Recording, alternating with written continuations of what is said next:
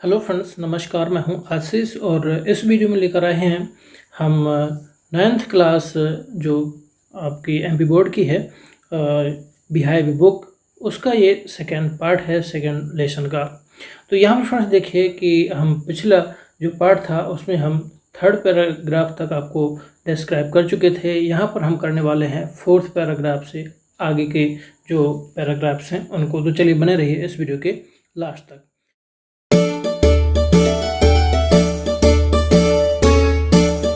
यहाँ फ्रेंड्स देखिए, she never looked back from that point onwards. She never looked, उसने कभी भी पीछे मुड़कर नहीं देखा। दैट पॉइंट ऑनवर्ड्स, ऑनवर्ड्स का मतलब होता है बाद में, यानी कि उसने उस समय के बाद में। दैट पॉइंट ऑनवर्ड्स का मतलब होता है उस समय के बाद में कभी भी पीछे मुड़कर नहीं देखा। सी टूर्ड, टूर मीन्स होता है किसी यात्रा में जाना, और यहाँ पर उसका second form. She toured the United Kingdom with a youth orchestra, यानी कि युवाओं का जो ऑर्केस्ट्रा था, जो जिसमें अनेक वादक शामिल होते हैं, उसे ऑर्केस्ट्रा कहा जाता है। तो यहाँ पर देखिए, सी टूर्ड, उसने भ्रमण किया था या टूर किया हुआ था द यूनाइटेड किंगडम का, यानी कि इंग्लैंड का, विथ ए यूथ ऑर्केस्ट्रा, एक युवा ऑर्केस्ट्रा के साथ में।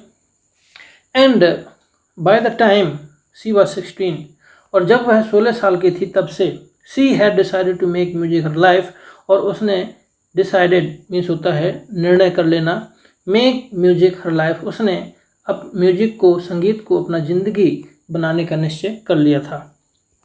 आगे देखिए, सी ऑडिशन्ड, ऑडिशन का मतलब होता है ध्वनि परीक्षण देना, या कहीं पर मतलब आप देखते हैं कि जब कोई आपको किसी मूवी में लेना होता है तो पहले आपको वहाँ पर जाके अपना ऑडिशन देना होता है, या यूँ बोले वहाँ पर आपको अपनी क्या बोलते हैं उसको, टेस्ट देना होता है, तो उसको यहाँ पर ऑडिशन बोला जाता है।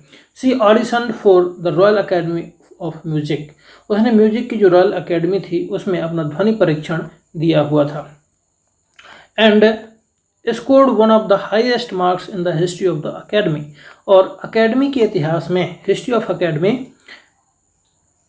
He scored one of the highest marks, उसने अच्छे नंबरों में से, मतलब पहली ऐसी वो लड़की थी जिसने अकेडमी के इतिहास में इतना अच्छा स्कोर बनाया हुआ था।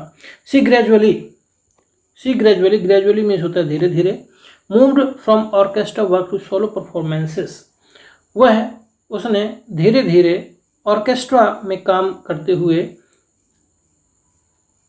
टू सोलो परफॉर्मेंस, उसने धीरे धीरे ऑर्केस्ट्रा से हट के सोलो यानी कि व्यक्तिगत प्रस्तुतियां देना शुरू किया।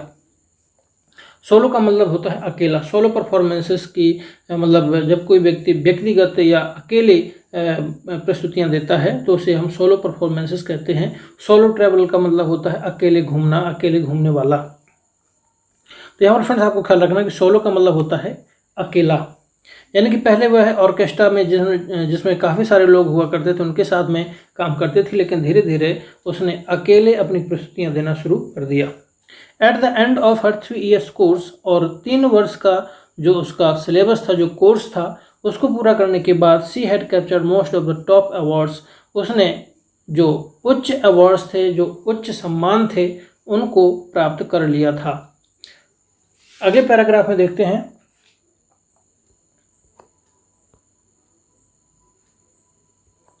एंड फॉर ऑल दिस, और इस सब के बाद, एंड फॉर ऑल दिस, इस सब के बाद, Evelyn won't accept any hint of heroic achievement, Evelyn कभी भी यह स्वीकार नहीं करती थी कि any hint of heroic achievements, की उसने बड़ी उपलब्धियों को प्राप्त किया, यानी यूँ बोलें कि इतना कुछ उसने हासिल करने के पश्चात कभी भी उसको इस तरह का घमंड नहीं होता था, या उससे मिलने के बावजूद कभी भी ऐसा महसूस नहीं होता था कि उसे इस चीज़ का घमंड है कि उसने इतनी बड़ी बड़ी उपलब्धियां प्राप्त करी हैं।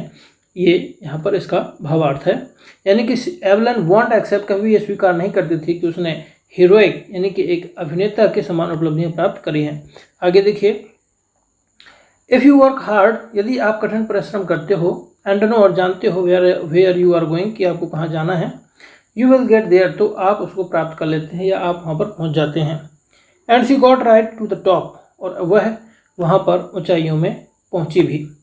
The the world's most sought after multi-percussionist with a mastery of some 1,000 instruments and hectic international schedule।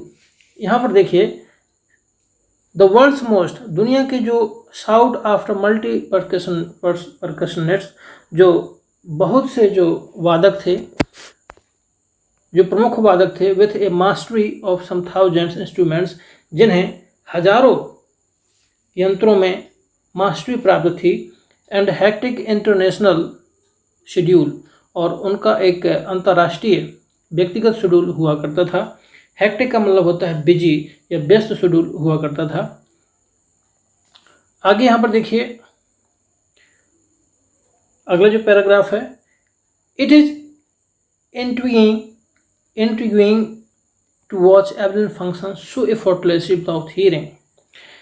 It is intriguing, बड़ा ही कौतूहलपूर्ण था या बड़ा ही अजीब था, यानी कि बहुत अजीब था, to watch Evelyn function so effortlessly, यानी कि इतनी सहजता के साथ, effortlessly का मतलब होता है सहजता से, एवलिन का काम करते हुए देखना, विदाउट हीयरिंग, बिना श्रवण शक्ति के एवलिन को इतनी सहजता के साथ काम करते हुए देखना बड़ा ही कौतूहलमय या अजीब होता था।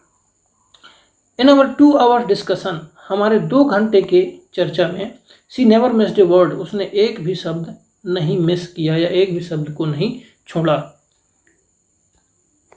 आगे देखिए, man with busy beards give me trouble, उसने कहा कि ऐसे लोग जो घनी दाढ़ी रखते हैं उन्होंने मुझे कुछ कष्ट दिए, यानी कि सी लाफ्ड, वह हंसते हुए बोले कि जो लोग बड़ी दाढ़ी रखते हैं या घनी दाढ़ी रखते हैं उनसे मुझे ज़रूर कुछ कष्ट हुआ। It is not just watching the lips, क्योंकि उन्हें न केवल लिप्स देखने होते हैं, इट इज़ होल फेस, बल्कि पूरा चेहरा देखना होता है, स्पेशली दाई, खासकर आँखें। She speaks flawlessly with a Scottish lilt, वह स्कॉटिश की भांति या स्कॉटिश लोगों की भांति या स्कॉटिश लहजे, लिल्ट का मतलब होता है स्कॉटिश लहजे में वह स्पीक्स, बोली, बिना रुके बोलती है। She speaks flawlessly with a Scottish lilt, यानी एक स्कॉटिश की भांति वह बिना रुके बोलती है। बिना रुके, फ्लॉलेसली का मतलब होता है बिना रुके। माई स्पीच इज क्लियर, मेरा जो भाषण है वो एकदम साफ सुथरा होता है। Because I could hear till I was 11, क्योंकि मैं सुन सकती थी, आई कुड हियर, मैं सुन सकती थी, टिल आई वॉज 11, जब मैं 11 साल की थी तब तक मैं सुन सकती थी।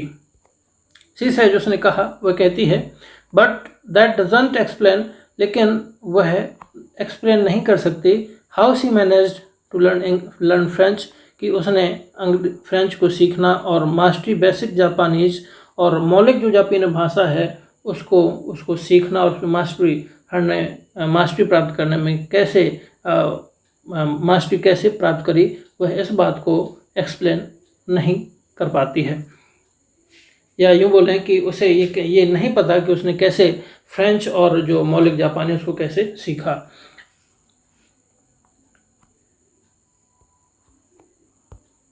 तो ये फ्रेंड्स देखते हैं कि ये आपका सेकेंड पैराग्राफ हो गया, और अगले पैराग्राफ में हम मिलेंगे आपको नेक्स्ट वीडियो में। तो फ्रेंड्स इस वीडियो को देखने के लिए आपका बहुत बहुत धन्यवाद। आपका दिन शुभ हो।